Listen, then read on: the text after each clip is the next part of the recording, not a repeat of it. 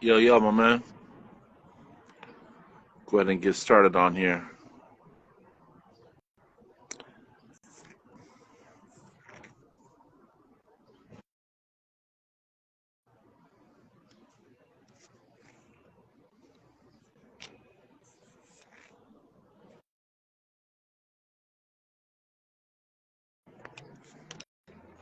One second.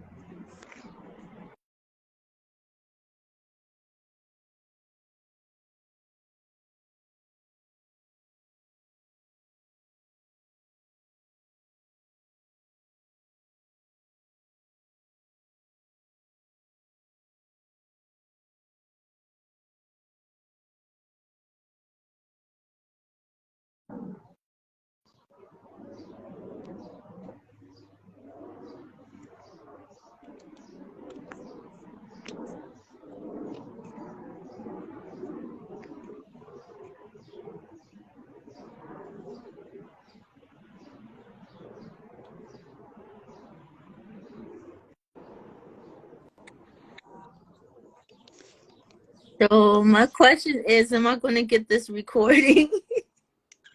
Man, it's not as easy to do this live thing on IG Right. than in Instagram.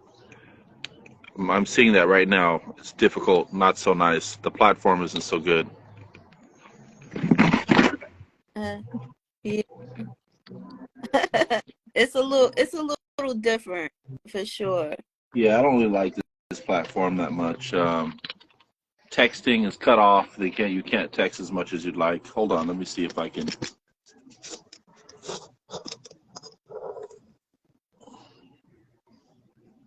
Well, make sure you archive this. Does yours automatically live recorded?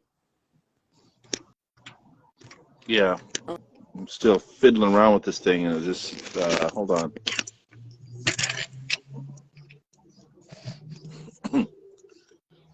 we're gonna see how it goes, huh?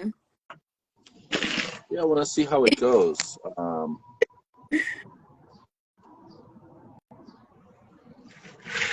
So far, I do not like this. I'm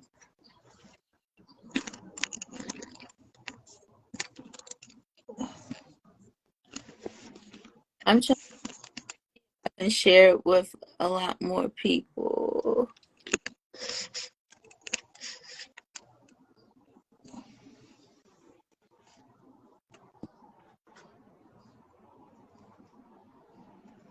That I know to share it. We're about to get started, guys. I guess we just getting old with the technology.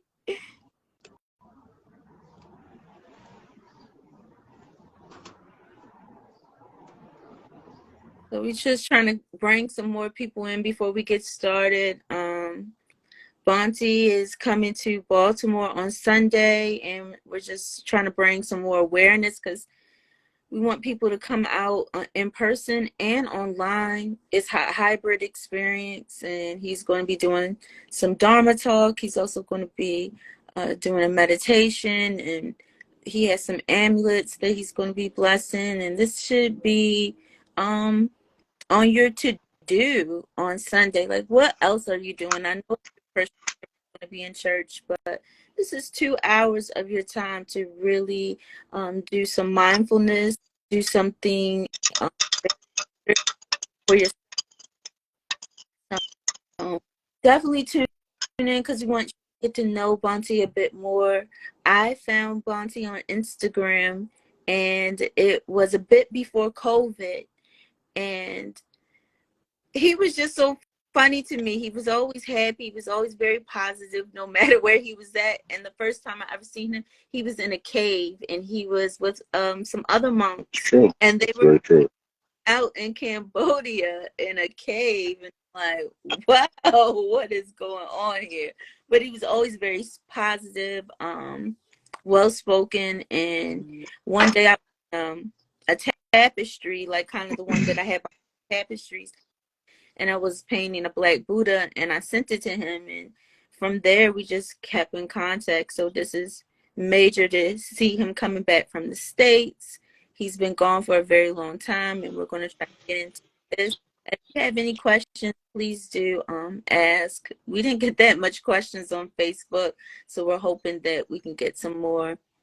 And definitely share this live so we can get some more exposure.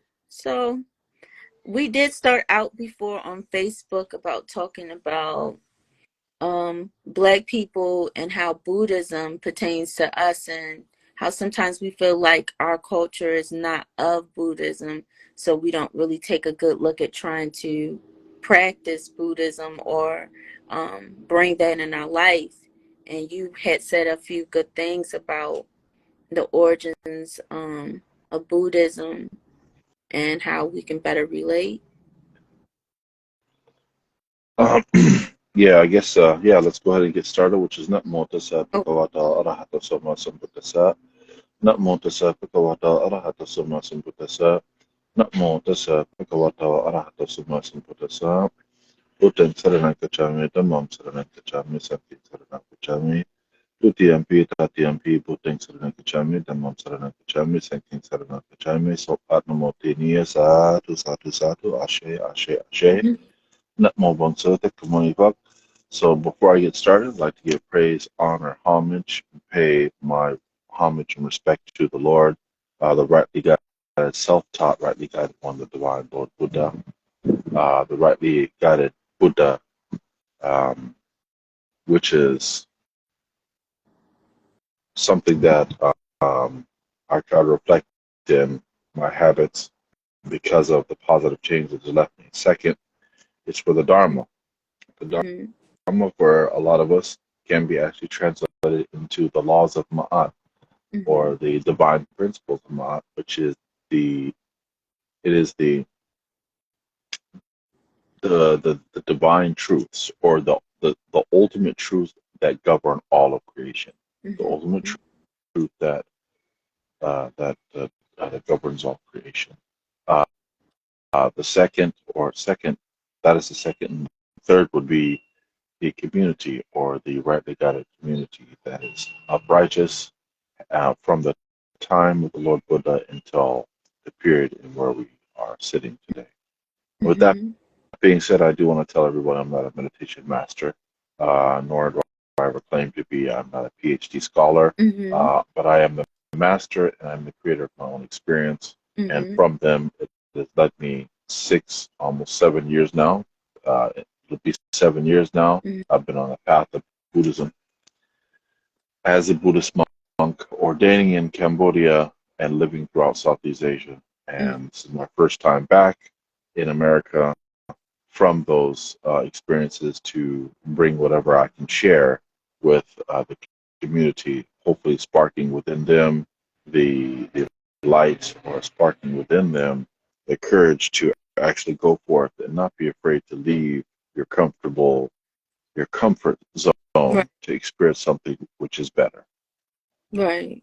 And you brought up a really great point, was one of your great points, which was why does it feel that the people from Aboriginal descent Mm-hmm. feel that we are excluded from Buddhism, Mm-hmm.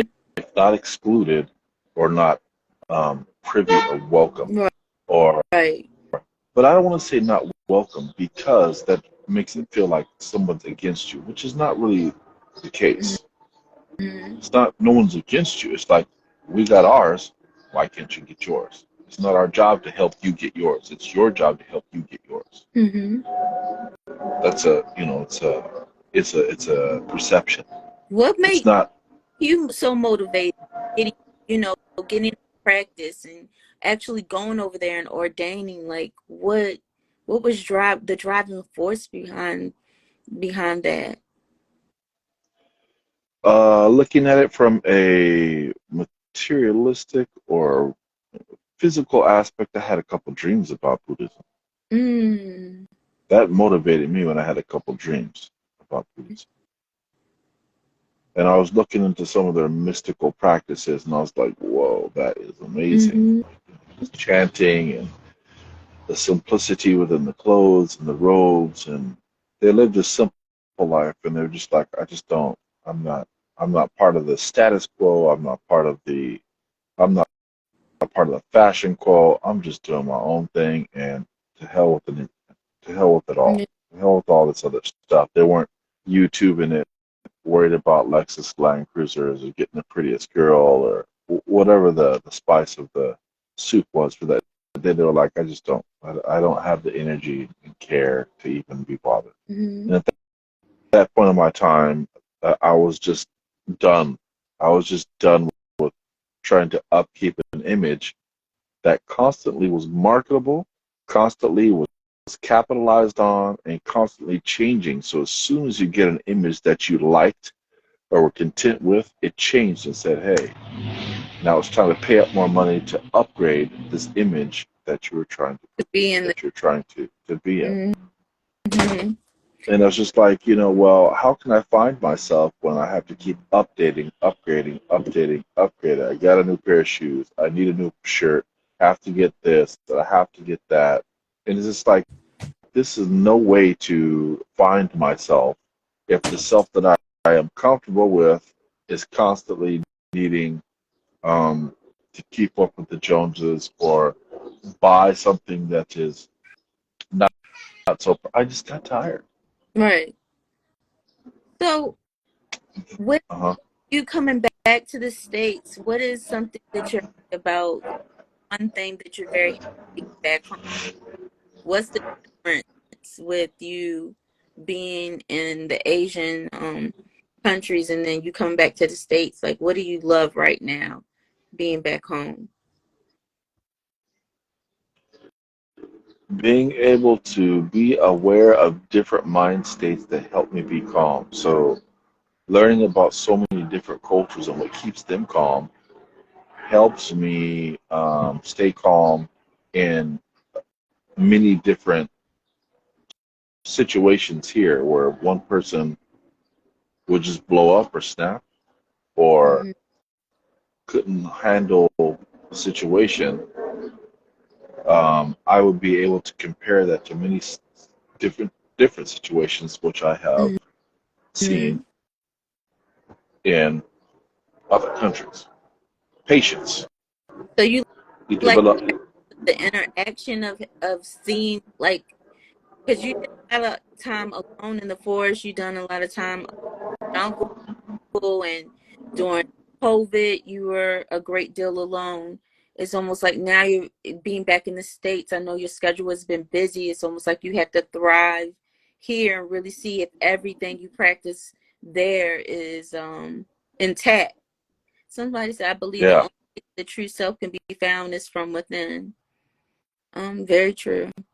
yeah, that's true. The only true self you can find is basically within. And then you're never gonna find it outside. So I don't know what somebody said. Have you reached stream entry? I never came to Buddhism with the idea of trying to reach stream entry, or trying to reach anything. I'm just trying to stay calm and present.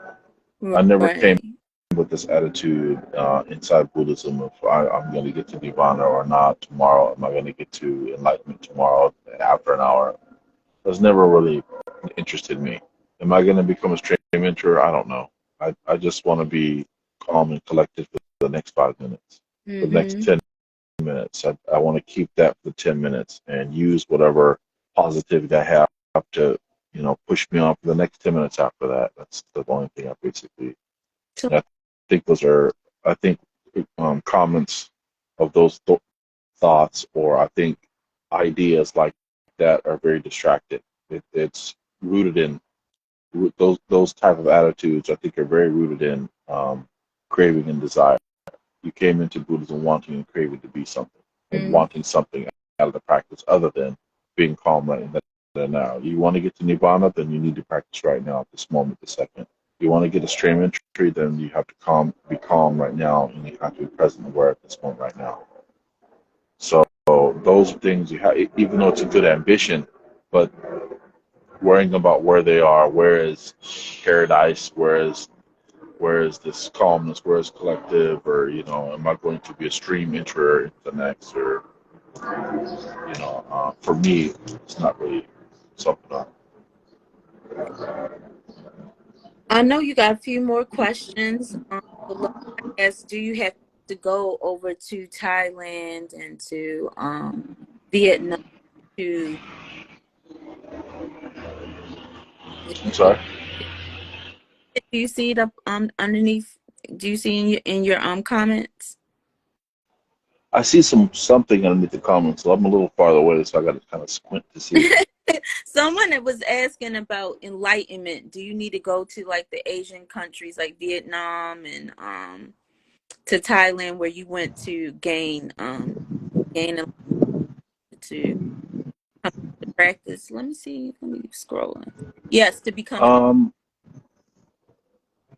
I didn't go there with the intention to be enlightened or right. anything. I went there because I had a job there. I was working there. Yeah, because you were a teacher at first, Yeah, I right? was just a teacher, so I didn't even know anything at the time when I went to first to Thailand. I didn't know anything about the Buddha anyway. Mm-hmm. I just knew the Buddha was nice, or the Buddha was kind. I never had any ill feelings toward the Buddha when I was young or anything. Right. It was just like Buddha. Oh yeah, the happy guy. That's it. That's how I always seen it as well, Yeah. is that it was a very peaceful type of religion. And then, my exposure was more so Tina Turner, when she was doing the chanting and got into that, and I just seen how much that helped her. So I always had a respect for Buddhism and its practice, and just meeting you and seeing how just through those times, even through COVID, you were always very positive, always giving some type of wisdom to kind of get through those times. Um, I would say that there is an esoteric part of Buddhism that a lot of people don't really like to talk about. Why would you say that? Why would people probably not really always want to go into the esoteric parts of Buddhism? Well, I mean, I think those esoteric elements of Buddhist practices um, are very distracting for people who don't even have the proper foundation. Mm-hmm.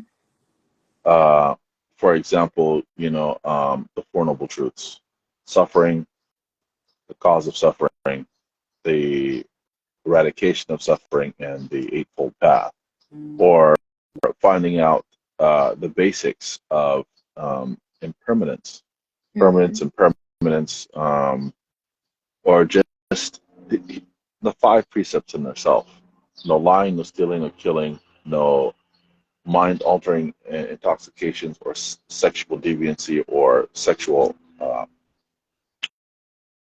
do you call it? Sexual deviancy, sexual misconduct. But they want to be wizards and masters and Gandalfs and everything else.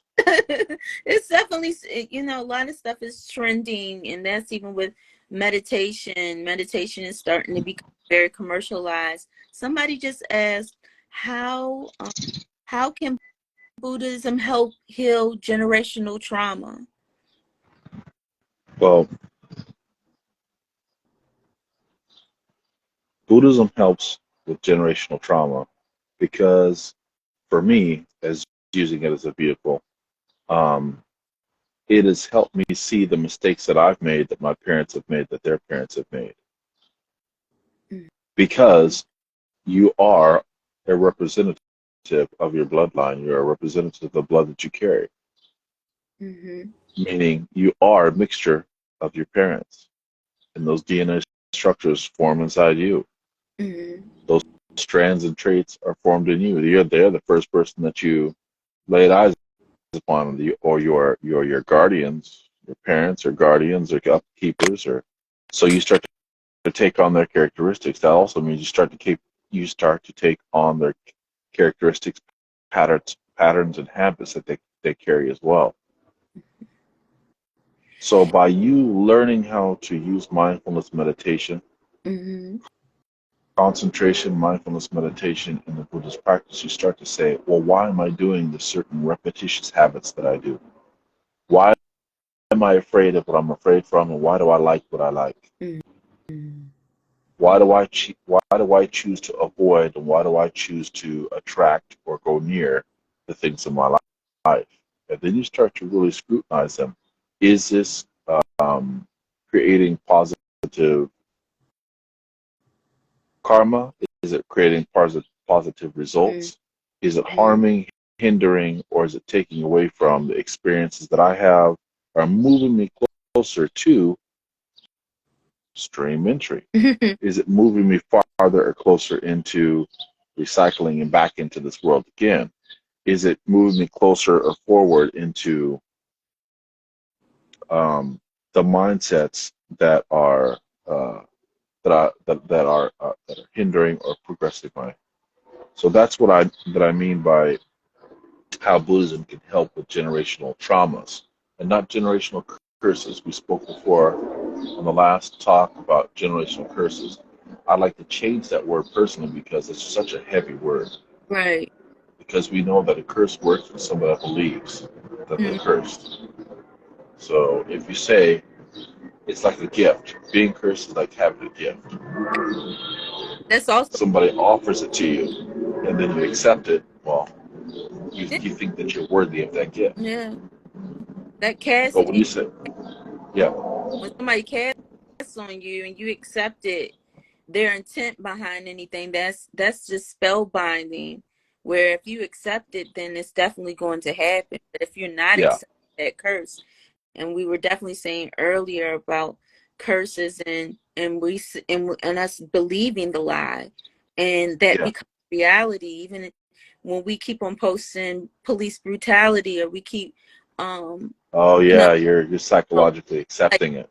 power to it, where we do start to think the police are, and even more we start to put it in the conscious collective of our thoughts that the police are going to hurt us. Yeah. And that's the thought process when we all are out on the road. But we got to kind of to change those things and reverse those processes. What for the beginner meditators who are beginning meditation, what is some of the best tips that you would give to them to begin actually in the practice of using meditation? Because you said one thing earlier, you said that meditation is not meant to be fun, that it's Yeah. shadow. And I just would love for you to expound on that, because you have made a really great point earlier when we were doing the discussion. Well, there's a lot of different forms of meditation. I think that Buddha talked about either more than 38 or something like that, or 380 or 338, or something like that. Mm-hmm. There was basically there is Mm-hmm. bugs. I saw bugs. It's a bug just bit me. It might have been my hair, kind of thing. But anyway, so there are many different forms of meditation, but the meditation that I was taught was anapanasati, which is anapanasati means breath work, Mm-hmm. and breath work is what we use to anchor ourselves into finding out what is going inside of the thoughts in the mind. Okay. Um, it's also about breaking down why the mind goes left or right and doesn't want to stay in the center. And you start to use the mindfulness to find out why the brain is going different directions instead of staying in the middle path. Um, a lot of people think that meditation, although it can be very, very blissful and peaceful, but that's not the point of meditation. Okay, it's not a point of meditation just to sit there and indulge in happiness, because that would render you stuck in aversions. You're always trying to avoid the unpleasant and always chasing after what's pleasing and happy. But it is inside those unpleasantries. It is inside those displeasures where you build wisdom and you start to see where the traumas that you are attached to kind of form. Right. Because you said there's a point where you're just hearing the talk, you're hearing the chatter of the of your brain that is going back and forth and making the list and telling you that there's certain things you need to do, and it does take a good amount of breath work and shutting down the five senses. And once you shut down those five senses, then you can definitely tune into yourself more, the within. But that within can be an attack against you when it's always talking. Somebody said, what is your thoughts on the five Aggregates. aggregates? I don't know what he means by that, but I mean the five aggregates are the five aggregates. That's not a question. What do you mean? I don't know what that you're trying Okay. to say. Well, I think the five Now, aggregates are very important. right. Are you asking me, do I know what the five aggregates are? Or are you just asking me, what do I think about them? The five aggregates are something that is a part of the Buddhist practice, but and not to. We had a question before that I did want to ask or ascertain, which is from the new beginners, like about your meditation is the beginning of meditation is um, go into the meditation with the aspect that you don't know anything, and don't when you're going into meditation as a beginner, empty out everything that you think you know, so therefore you can learn something. So you can learn something. I know it seems kind of silly, but empty out everything that you think about meditation and just start from the beginning until you start to really, really formulate a foundation for yourself.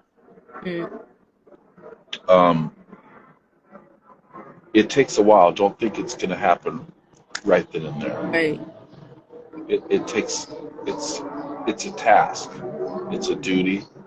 It's an exercise. It is meditation. Meta meaning it's a healing. Like medication, it's meta. It is meta. It's a healing, and it takes constant work at to be able to work, because you're going inside. You're not going outside. You're going inside. You're chipping away a lot of those old conceptions and perceptions that you have that have kind of formed your character and who you are. The longer you start to sit, the longer you start to go in meditation, the more prosperous you become. If you don't go into it with craving, greed, and desire to be somebody or wanting something out of the meditation. You want nothing out of the meditation except for you want to be free from suffering ill will, desires of whatever the desires be. You want to get away from these things. And it's mainly attachments, and a lot of times we have a lot of attachments to the world through, like you said, our senses.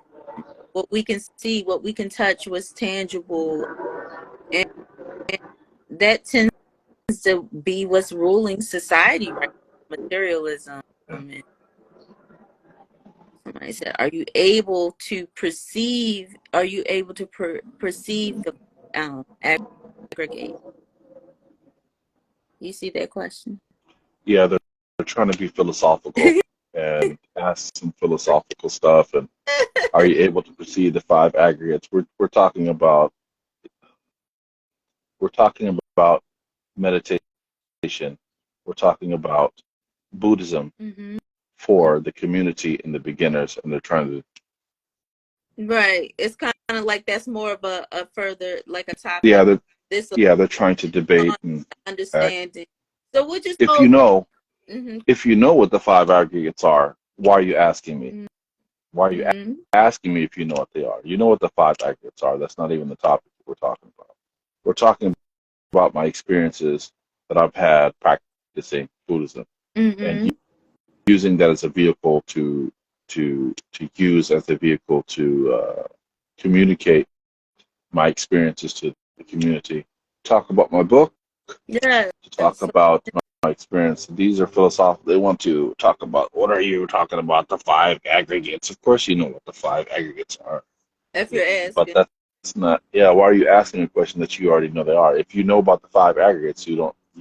The question itself shows that you know what the five aggregates are. So why are you silly semantics playing games? Yeah, I always see that like we have that in the Aboriginal melanated communities that we kind of rule with ego. And I love the part where with Buddhism it's like those detachments it help you to get rid of that. I know we need the ego for certain things, but to let that go and actually just give honor to someone else of their experience, because your experience is a reflection of us, that we could go to another country and take part in that and still feel like us and bring it back to our community, share those experiences that may inspire others to embark. Somebody said that they were apologizing. I got a question. But yeah, we're trying to reach out to the beginners. Let's get into your book and how did you come about writing the book? You can actually get this book with care packages when he's going to be in Baltimore on Sunday, but I'm sure there's also going to be a way to get the book on Amazon very soon. So let's get into your book and a little bit. Well, the book in itself was formed from being out there for so long inside the forest. It was very hard to communicate. It's really, really difficult to communicate to people, and I spent a lot of time talking to myself and pondering and wondering about things that I've done that I couldn't change at that present moment. And I started to write poems, basically a lot of love poems Mm-hmm. about myself, my experiences to myself. And I've always liked wordplay and poetry. Mm-hmm.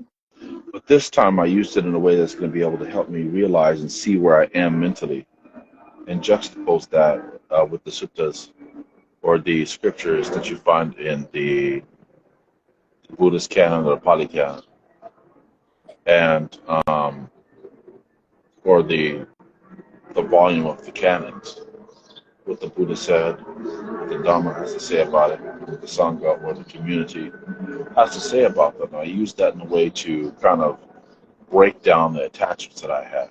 Poetry, and then I would say the wisdom that I found inside the suttas about what is found. Mm-hmm. And it was a way for me to calm myself down, not panic so much because it's isolation. Right. It was a great amount of It was a isolation for you. great amount of isolation. So it caused me to stay busy, stay mindful, and to also check myself. Who else is going to be here to do it for you? Right. Language barriers. Your language isn't deep enough to go into deep. So it was a way for me to be able to read what's actually happening in my mind Mm-hmm. and use the suttas and what I've learned to break things down so I could be like, oh, okay, well, this is where I am, or oh, at that time when this poem was written, a lot of the poems weren't written just day after day. They, after a long period of time. Um, and it's kind of funny because sometimes I write a poem and I'd read it or I write it and I wouldn't read it for like a year. Yeah, I've Then I done that. came back to it, and when I came back to it, it made a lot of sense. Oh wow. Yeah. 'Cause it almost when you're writing, and it definitely writing a book of poetry, it's like once you get all the pieces, they start to come together like a puzzle and Yeah. really end up working out. And this body of work, I'm definitely interested in reading this book and very excited for you. And I Mhm. see above, I'm seeing some amulets, and I want to get into a little bit about the amulets and what is the use of them. And um, I'm getting a couple of questions coming through, but if you can expound about the amulets, because I know you can get these from Bonte for Mhm. when you do a donation, and that's going to be with the book and some other things, right? Oh, the amulets itself. Mm-hmm. You want to learn about the amulets? Is that what you're Yeah, saying? if you can explain to them about the amulets and The what amulets they. itself, they're they're they're a sign and they're a symbol of uh, they're a sign and symbol of your appreciation for the Dharma. They don't Mm-hmm. have magical powers, or they don't grant you. They're not bulletproof, but they are a external image of your love and support of the Dharma. Okay. And they're very special, unique for me because I brought so many back from Thailand to Mm-hmm. share with people, so they can also have like a little walking altar everywhere they go. So Right. when you meditate, you can hang it on a tree. Mm-hmm. If you are meditating somewhere, or you can put it in your car, you wear it around your neck like I do. Mm-hmm. It's something you hold on to. So when it's maybe you see something that's unpleasant to you, you can take it and kind of remind yourself as what you are doing with your time and your expertise. Mm-hmm. So that's why in each Buddha is situated in a position that represents different characteristics, whether he's teaching, posture for teaching, whether the posture of wholeness, togetherness, whether he's touching the earth, meaning to be grounded, or whether he's touching the earth this way, saying this place is a place of refuge. So they all have different type of connotation to it, Mm-hmm. and some of them have precious metals inside, which supposed to conduct positive energy, uh, and they're all together in this package that I've given to people for the generosity that they have shown me. And I made this whole package to give back to people for being so kind, for being nice, helping sponsor me by Buddhism. Right, because you. And this is what I want to give back is, hey, I got you guys some stuff. Right. Because you came a long way. You know, well, when you're coming here to Baltimore, you come from Seattle, you're going back to Taiwan. So we definitely want to donate and participate in this event.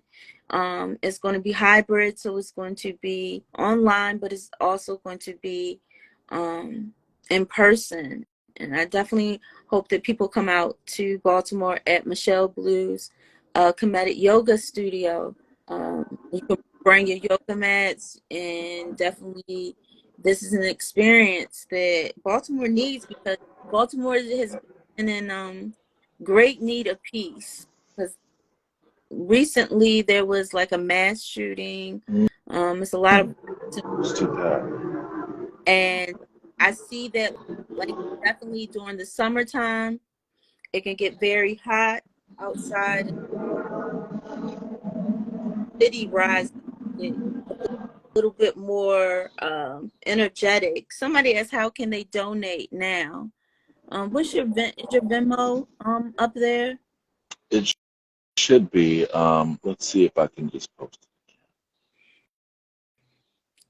So we're just hoping that people donate so he can do more things like bringing a peaceful energy, because people don't just come with physical energy, they come with a Yeah, spiritual energy, and your yeah. energy definitely brings some peace to Baltimore and some other places in the inner city where we can bring some mindfulness, and people get more into a path of peacefulness And it's a beautiful example to see you as a melanated monk.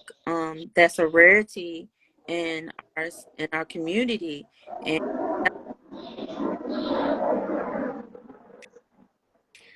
so, getting back into some of the questions. Um, Somebody had, there's a couple questions on there. mhm, I can't read them too well. I'm kind of far away. That's what I was scrolling through. Is that I'll get to the five. I'll get to the five khandhas before we leave. uh-huh. Five khandhas before we leave. But Okay. brother Amir, thank you very much for your comment that you did donate for the book, and he was Okay. on page 22. This is a really Okay. lovely brother that's been helpful. Um, and he said, "How was your experience at the beginning of your transition of being a forest monk from low keys, from Mm, being who I was from before? The mm-hmm. transition, like I said, the transition was relatively. It wasn't mentally hard at all, and to be honest with you, it wasn't physically hard at all. Also, Mm-hmm. now I'll go through both of them. The reason why it wasn't mentally hard was because I was tired. I was tired of all the other paths that I was on that weren't getting any type of healing benefit. It was just only materialistic benefit that just ended up being the same circle. Mm-hmm. It just painted different, but the same circle, Mm-hmm. same loop, different painting. And I realized that. And I said, I'm tired. I want to be on a brand new loop. I wanted to be on a brand new level of understanding, a brand new level of mind training. So when Buddhism came in, or I was blessed enough to realize or accept the Dharma in my life, it changed everything. Mm-hmm. So mentally, it kept me attached to wanting to understand more and change and empty my cup to fill it with something new. Secondly, is the materialistic or physical aspect was, man, I had 50 pairs of shoes. I had all the coats, jackets, girlfriends' money. I had it all. And I still wasn't happy. Right. I've had it all, and I still wasn't happy. I still Mm-hmm. found something to complain about. I still found something where I still found something which didn't make me feel comfortable in the skin I was in. And one day I saw a monk in his robe, walking in some flip flops, bald headed with a bowl, just walking happy, just chilling. He wasn't worried about nothing. He wasn't scared of me. Big black dude in Asia, Uh-huh. big old black man in Asia. He wasn't worried about me. He just pushed me right out the way. He didn't push me out the way. Everybody moved out the way. Right. And I said, I need that level of peace. I need that level of restraint. Mm-hmm. I need that level of confidence where ain't nothing, ain't nothing, ain't nothing wrong. Right. I mean, he's got a small rusty robe on. He's not worried about the status quo. He doesn't have a big old backpack, which I'm wearing, full of a bunch of garbage and whatever. He wasn't out there on drugs or whatever. He just had a little small begging bowl. Mm-hmm. And I said, whatever he has, I'm following him. I'm going to do the exact same thing. So that was the other physical aspect, is that I wanted to have that level of peace and commitment and confidence that he had. And that's what made me easy to accept that transition. Right. Yeah. Um, I've seen some other ones. what was the other one? Were there other black monks that you found? I've not met one. No. I've never met a black one in my life, except for the one I seen in the mirror. I know Yeah, a brother. There's one brother online. I think there's actually two brothers that might be online that are American based. the one in Um, DC. Is he one? yeah, there's one in DC, brother Bushi. I think he's a Buddhist monk from the same tradition I am. Mm-hmm. Currently, but I think he was also a monk a couple, maybe before in his lifetime, before, and I don't know much about him, but you know, he's a good brother. But I know he was a monk at one period of his life, and then he transitioned to other aspects of his spirituality, and now he transferred, or he came back into ordaining as a Theravada monk again. There's another brother named Diamond, Brother Diamond, who's a Theravada monk on the West Coast. I met online, and that's it. I haven't met any other. Speaking of which, it kind of goes into your mission. You tell everybody, and anybody ends up viewing later, what's your mission? What are you trying to do as far as your practice? Because you're over here, kind of like it's a test run in the States, but no, you tell everybody your mission. Well, the mission and the goal is to one, spread the mission of dharma, metta, love, compassion to all, using mindfulness. That's the first mission. The second is trying to generate a community of practitioners from the diaspora.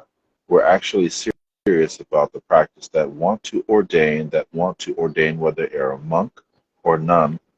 They want to use this experience to see the world, to travel in the footsteps of the Buddha. Right.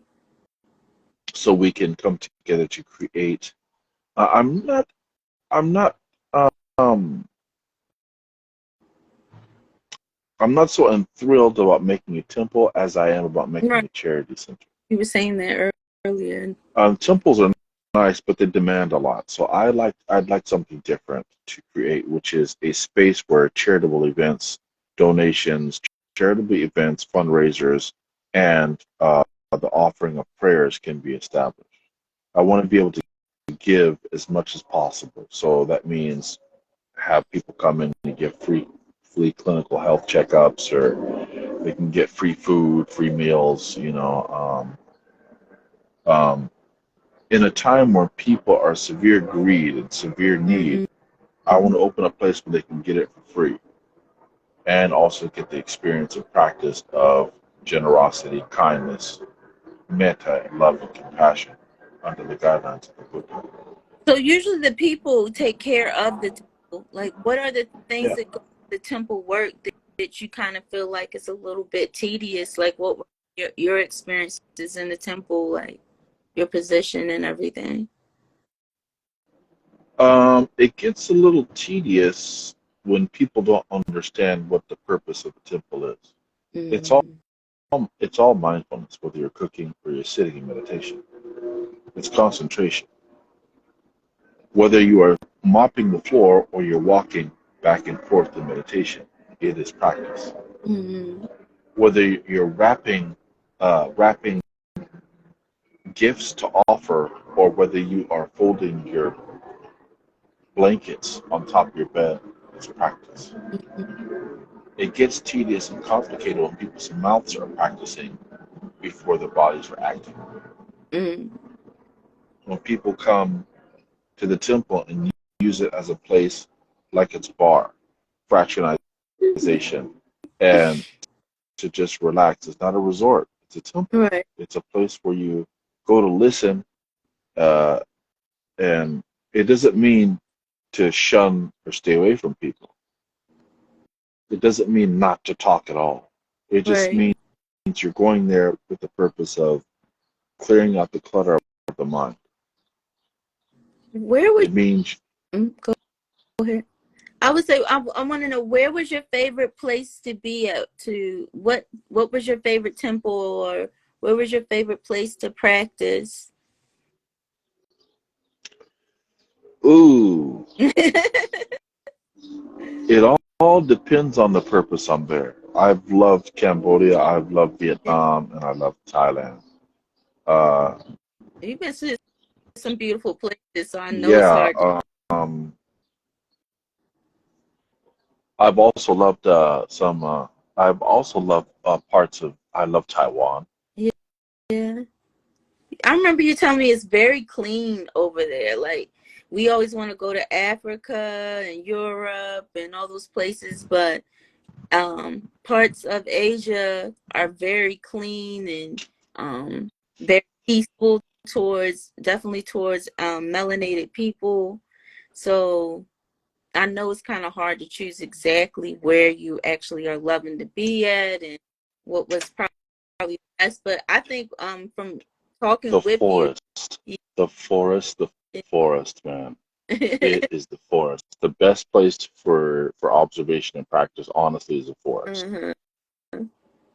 And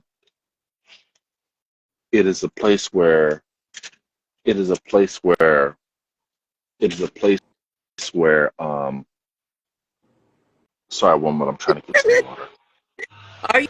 It is a place where you'll be able to see yourself within nature. Mm-hmm. You'll be able to see how you handle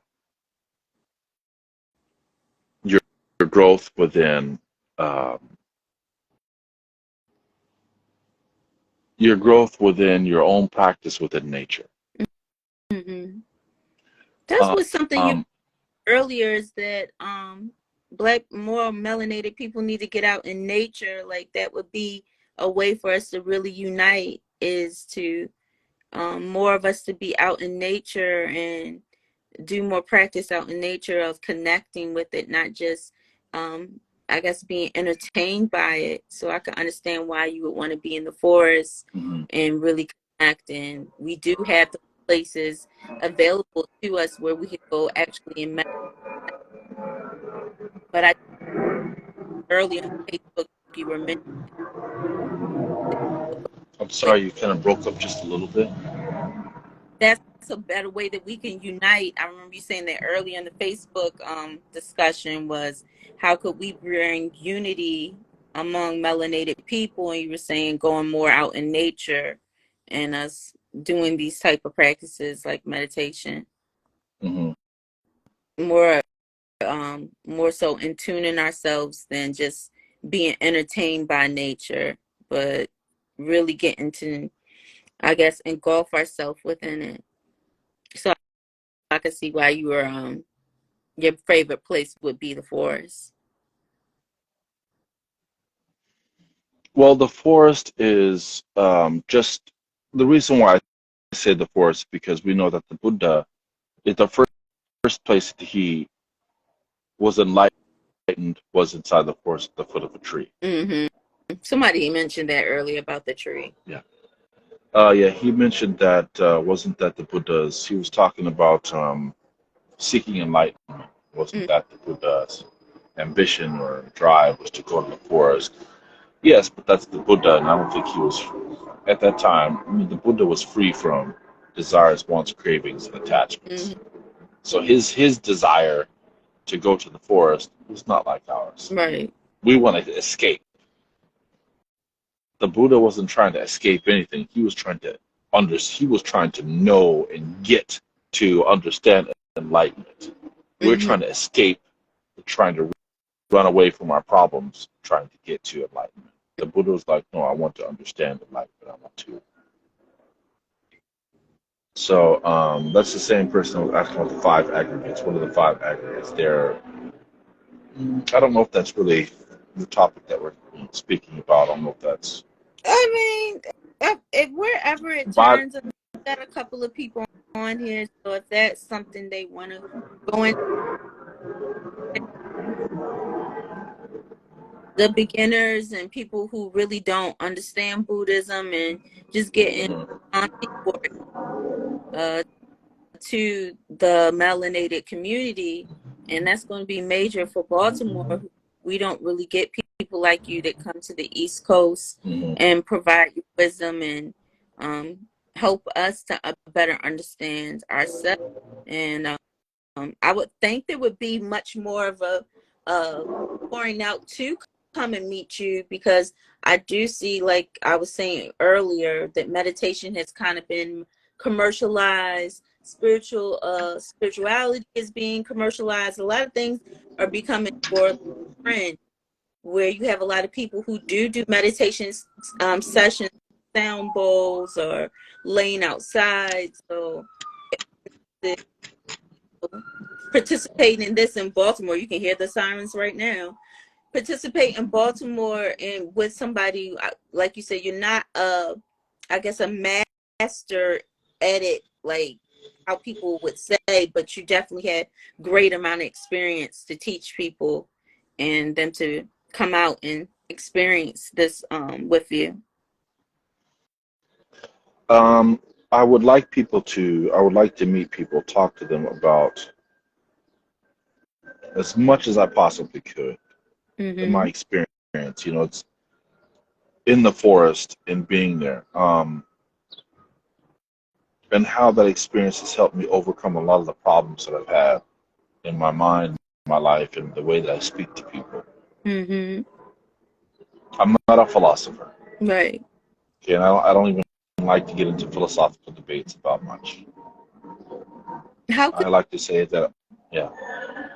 could you relate to somebody that is like a teen in Baltimore, a young black man in Baltimore? Like, how can you relate to those type of people in that age group? Because I know we got technology, you got everything else, but you once were a teenager and Hmm. have experiences that have helped you to bring you to now.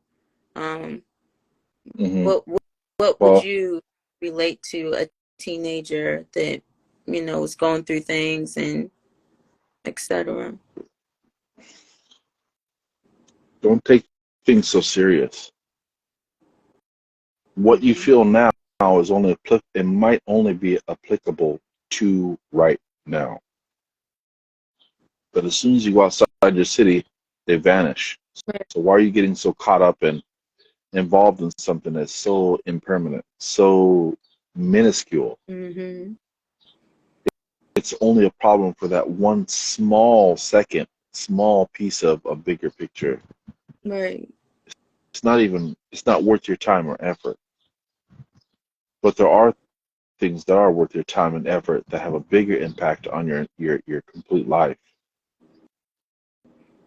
I wish that we would take more time and effort to be generous, kind to our loved ones while they're Mm-hmm. here, instead of spend so much time and effort for a problematic person that we hardly ever see at all. Right. Um, if we took the amount of energy it takes to hate somebody and put that energy towards moving us around the world, oh my God, I don't think that we would ever waste our time trying to sit and be angry at others. Right. Right. Um, and if they are not able to,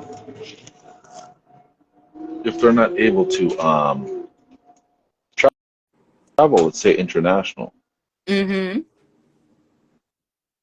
it would be nice. At least they could travel to a couple other states for different reasons, not for the same club. You're not going to another state to go do the same crap that you're trying to get away from. Right. Go camping. Go visit a Buddhist temple. Go Mm. hell. Go visit a Hindu temple.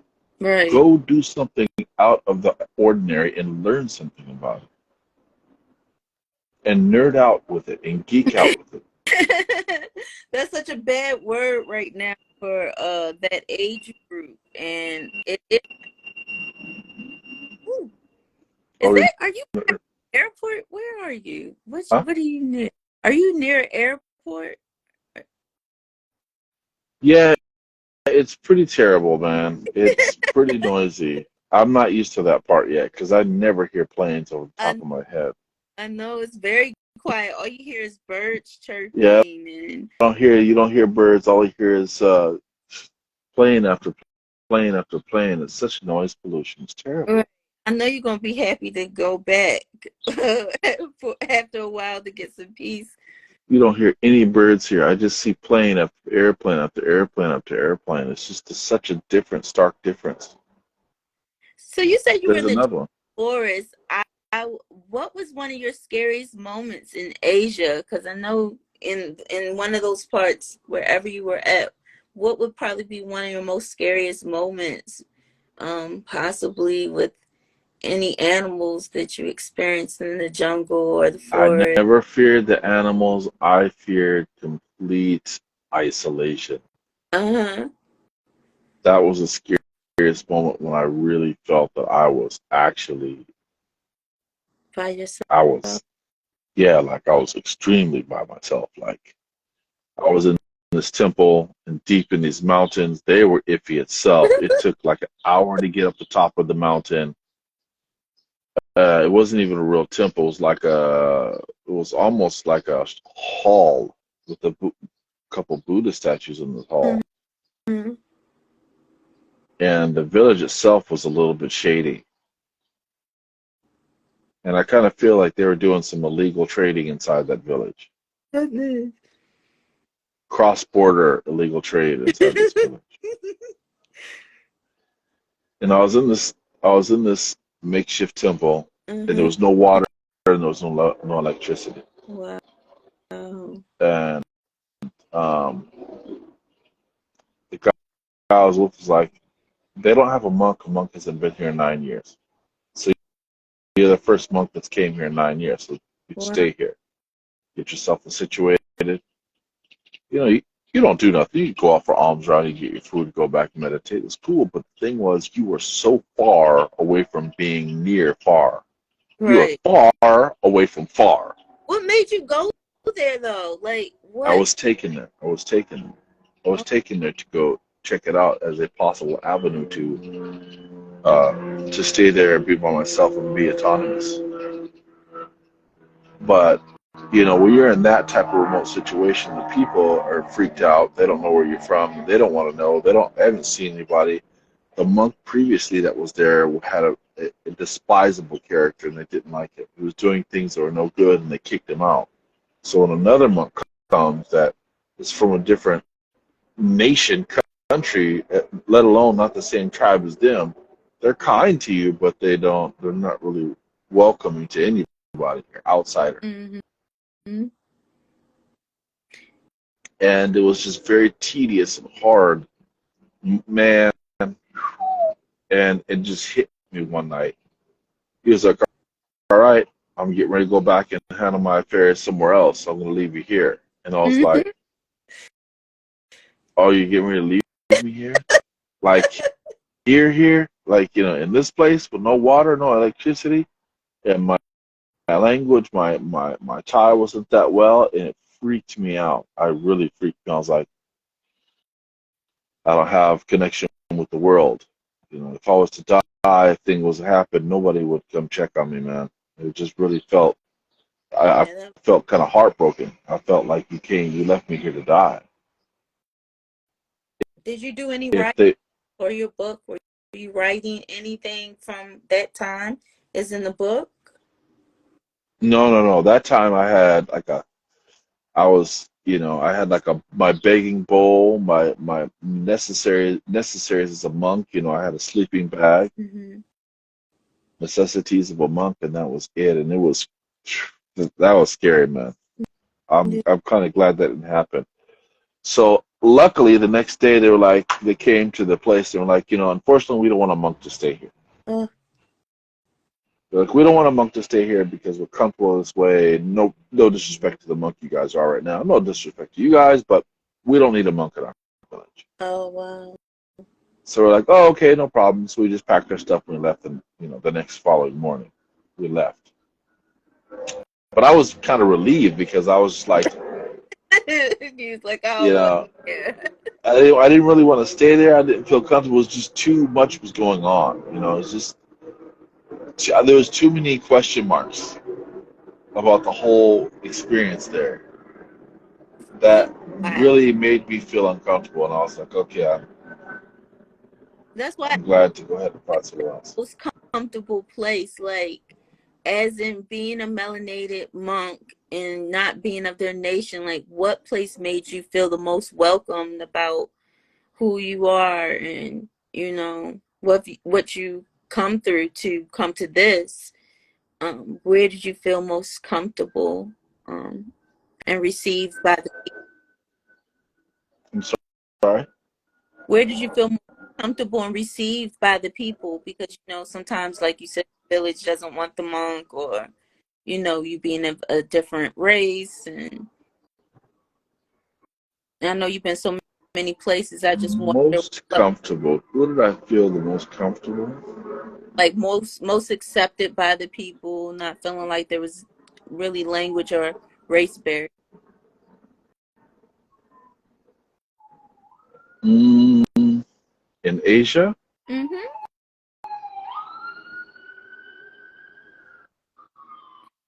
Thailand. Thailand. Yeah, but I mean, you're always going to be an outsider. It doesn't work. You're a tall black dude. You're always going to be an Just outsider. who would be most accepting of you, and I'm glad you found one. I They're don't know. I really love they're Cambodia. they're accepting. Cambodia also very accepting, but you're an oddity, so you just have to accept that. And if you have a better perception and view of what you're doing, it also can play in your favor as a good thing. Right.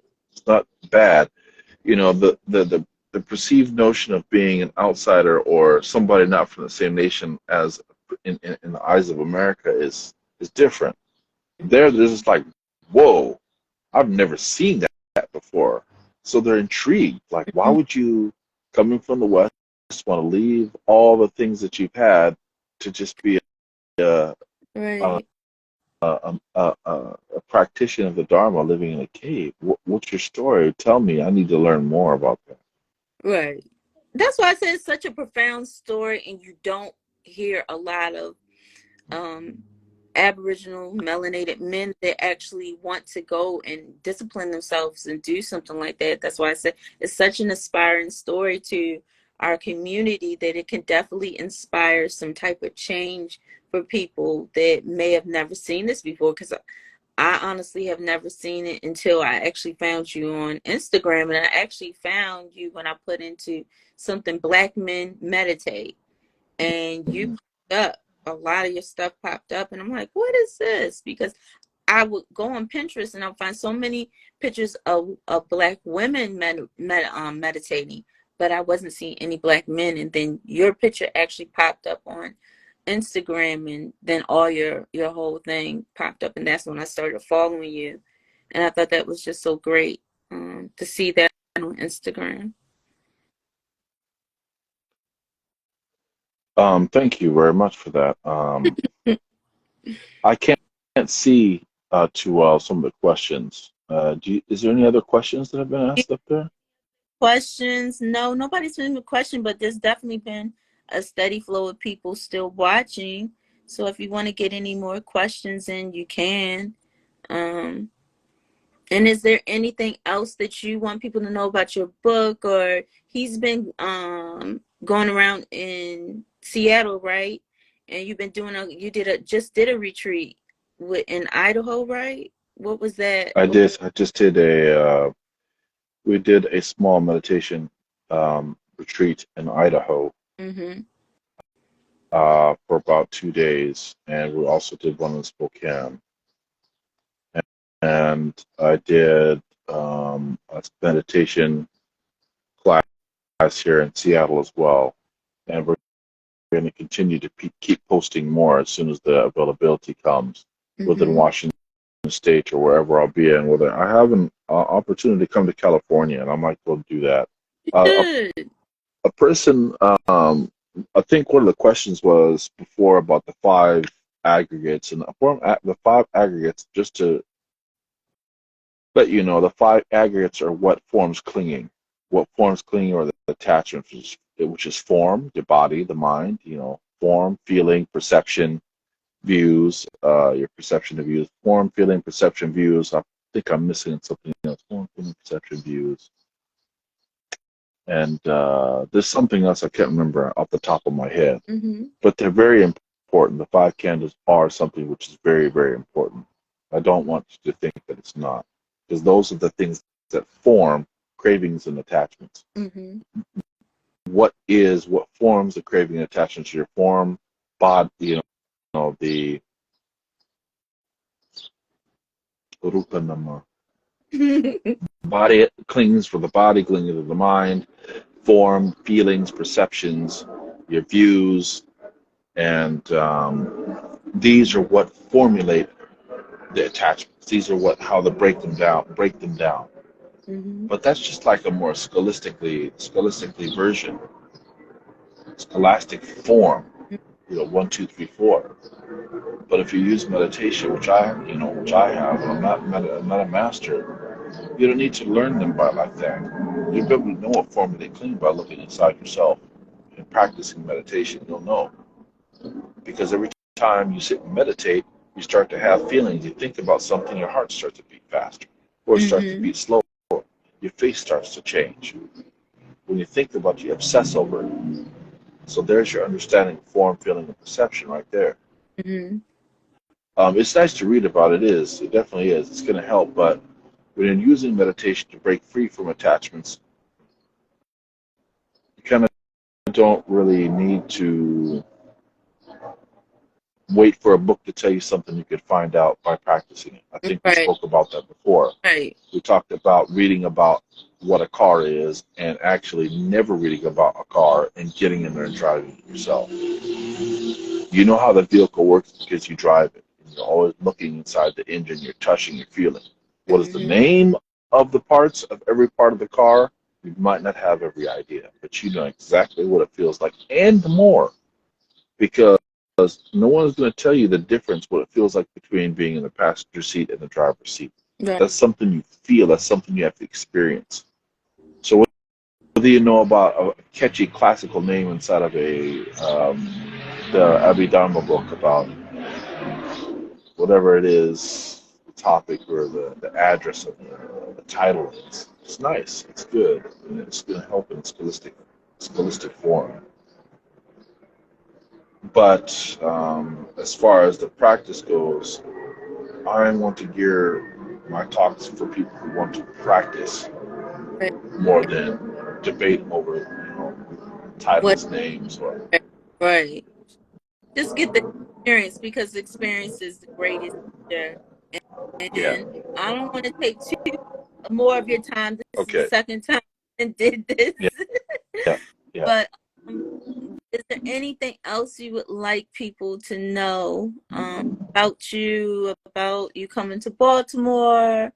Um, Anything else before we kind of close this out? Well, you can reach me on TikTok, Instagram, Facebook, Bante Panya, Brother on the Path, um, Brother on the Path, Bante Panya, Facebook. They're all connected. If you go to one, you can find all the others. Exactly. And I did want to say thank you for everybody who's asking questions, participating, viewing. And if you guys are in Baltimore, Washington, D.C., make sure you come up to Baltimore.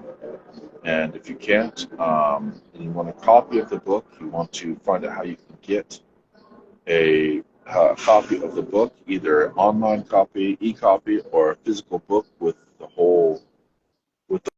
whole package, you can reach me directly. And this is a gift that I can give to you. Um,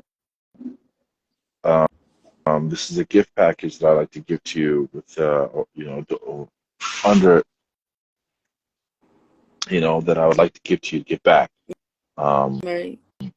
it costs, if you want me to ship it to you, there is a donated fee, but I'll estimate donated fee so I can get it to you. Mm-hmm. But other than that, I wish you guys peace, blessing, love, and light. If there's anything that I've said that goes against the Lord Buddha, the Dhamma, the Sangha, it is not because they are lacking. It is because I am developing wisdom and my ideas change according to the information that I get Mm-hmm. by those of my elders and those who are more firmly grounded in the practice.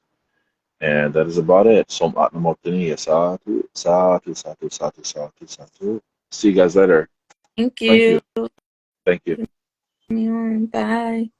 Bye. See you later.